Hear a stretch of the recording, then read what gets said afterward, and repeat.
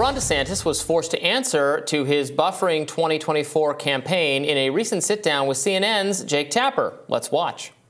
Some of your supporters are disappointed that your campaign has yet to catch fire the way they would want in terms of polling.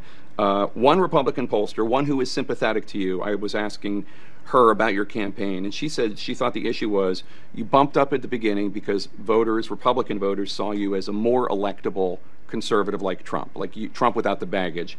But then they say as you go further and further to the right on some of these divisive social issues that could alienate moderates, suburban moms, etc., Republican voters see you as less and less electable. What do you say to that analysis? Well, I don't think it's true. I mean, the proof is in the pudding. I mean, I took a state that had been a 1-point state, and we won it by 20 percentage points, 1.5 million votes. Our bread and butter were people like suburban moms. Earlier in the day, the Florida governor took aim at Donald Trump after news broke that the former president could be facing a third indictment. Let's watch some of that. I think it was shown how he was in the White House and didn't do anything while things were going on. He should have come out more forcefully, of course that. But to try to criminalize that, that's a different issue entirely. And I think that we want to be in a situation where, you don't have one side just constantly trying to put the other side in jail. And that, unfortunately, is what we're seeing now. But then later that night in his interview with Jake Tapper, DeSantis eased up on his primary competitor. Let's watch. I hope he doesn't get charged. I don't think it'll be good for the country. But at the same time, I've got to focus on looking forward, and that's what we're going to do. Jack Smith has prosecuted Democrats, too. I mean, he prosecuted, or at least was part of the prosecution of Senator Menendez, Senator John Edwards. Are you saying that if he finds evidence of criminality, he should not charge Donald Trump anyway? What I'm saying is, when you're going after somebody on the other side of the political spectrum, if you're stretching statutes to try to criminalize maybe political disagreements, that is wrong. Now, look, this is all speculation, but I think we've gone down the road in this country of trying to criminalize differences in politics. Okay, you might be able to make the case about the New York prosecution with the Stormy Daniels and all of that. And you can argue with the documents case that they should go after more people, that there are not substantive differences between what Donald Trump did and what Joe Biden did and Hillary Clinton did and Mike Pence did. Although you have to contend with the reality that everyone else just gave the documents back when they were asked and Donald Trump didn't. That's an own goal. But to throw out there that it's almost necessarily the case that you are stretching statutes. So they're stretching statutes in this document case against Donald Trump. The implication there is it seems to be what he's saying is that if the prosecutors are on the other side and from a different political team as the person they're going after, not that they shouldn't stretch the case law, but that they should let him off the hook because the optics would be too bad. And you can hear him kind of dancing around how uncomfortable Donald Trump has made this by, in some cases, very flagrantly violating the law, even if it is a much more minimal violation than starting an illegal war in Iraq or whatever.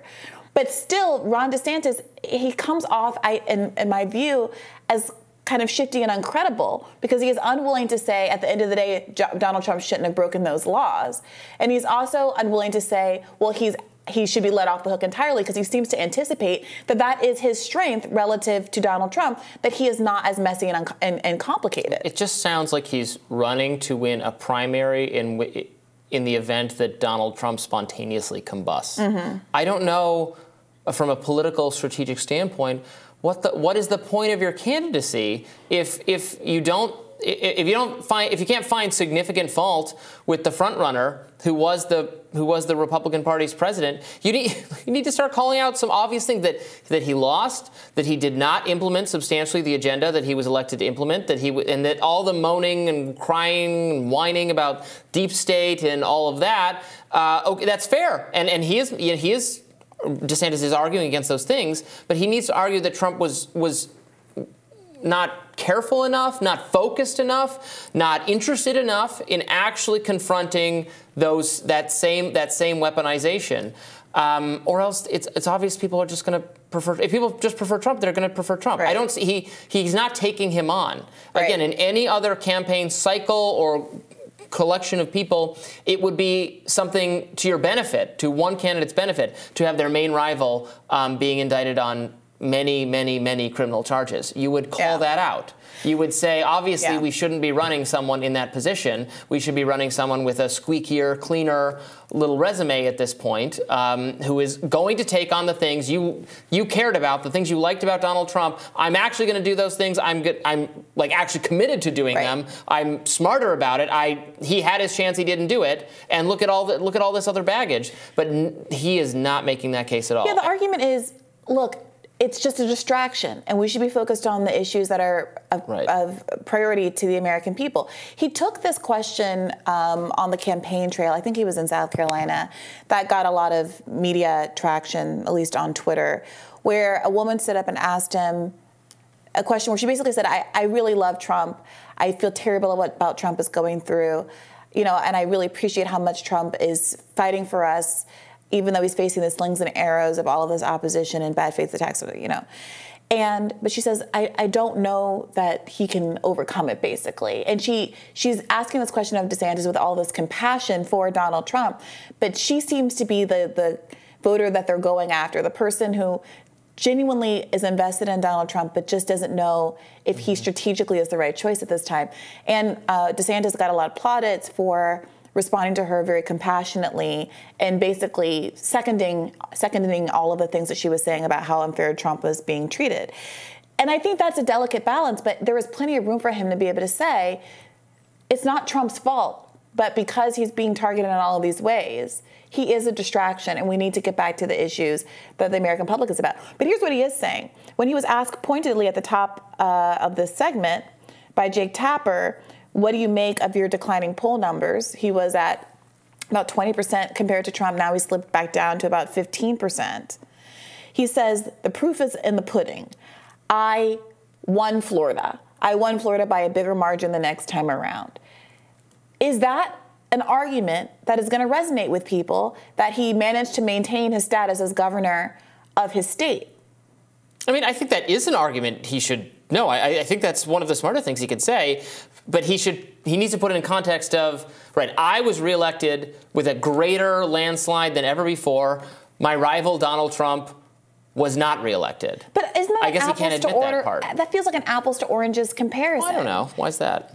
You're the governor of a state. Yeah. There's a lot more incumbency. There's a lot less political accountability that you have to have in your regional politics. I mean, obviously, it's a different office, but Florida is a battleground state that he's turned increasingly red. It's a battleground. It's a battleground state, sort of. It's a state that has been red consistently. It was. Democrats think they have a shot at it. It's a battleground state, kind of like Texas is a battleground state where Democrats think that they can make inroads there. Obama won it twice, didn't he? Did he win it the second time? Did the first time? Florida is not.